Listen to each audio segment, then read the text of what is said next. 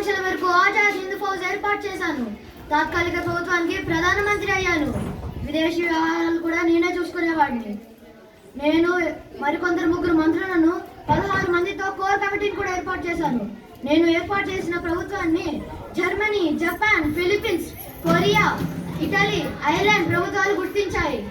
తాత్కాలిక ప్రభుత్వ ఏర్పాట్ల కోసం జపాన్ తన ఆధీనంలో ఉన్న అండమాన్ నికోబార్ దీవులను ఇచ్చింది. అండమాన్ ద్వీపానికి షాహిద్ ద్వీప్ అని నామకరణం చేశాను. నికోబార్ పేరును స్వరాజ్ ద్వీప్ అని మార్చాను.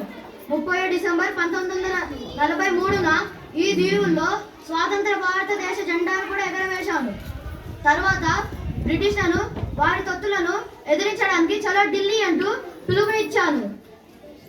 భారత్లోని బ్రిటన్ పాలకులపై ఇండో బర్మా సరిహద్దుల్లో యుద్ధం ప్రకటించాను.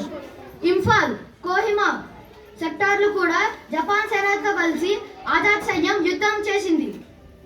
ఓటమిని చవి చూసిన బ్రిటిష్ సైన్యం ఆలోచనలో పడింది. భారత్ను మరికొన్ని రోజులు పాలించలేమనే భావనను తెల్లవారికి పెడిపోయేలా చేశాను. దేశ స్వాతంత్ర సమరాన్ని అంతర్జాతీయ వేడుకల్లో చేర్చి 8 దేశాలు గుర్తింపు పొందిన సమాంతర భారతదేశ ప్రభుత్వాన్ని స్థాపించి బ్రిటిష్లను కునుకు లేకుండా చేసిన మహాయోధుడిని నేను. నా సాహసం, తెగింపు, త్యాగమే కదా ఈ దేశ ప్రజల్లో స్వాతంత్ర కాంక్షను తీవ్రంగా రగిలించింది. నాకు రక్తాన్ని ఇవ్వండి, నేను మీకు స్వేచ్ఛనిస్తాను అంటూ యువతలు ప్రేరేపించింది నేను. స్వాతంత్రాన్ని ఇవ్వలేదు, లాక్కున్నామన్నది నేను.